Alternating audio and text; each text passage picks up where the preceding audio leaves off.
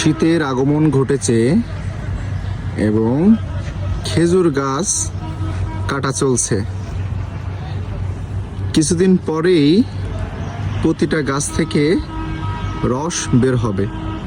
একটা জিনিস সত্যি খুব অবাক লাগে যে এই গাছ তার কেউ যত্ন নেয় না, কিন্তু সে কিন্তু প্রতি বছরে রস এবং ফল দিয়ে যাচ্ছে মানুষের জন্য।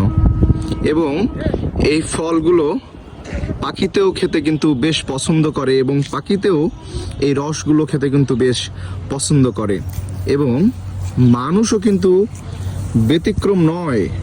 তবে এই গাছের কিন্তু আমরা কেউ কখনো যত্ন নেই না এবং এই গাছের গোড়ায়ও কখনো পানি দেওয়া হয় না এবং এ কিন্তু অযত্নেই বেড়ে ওঠে, তাই নয় কি?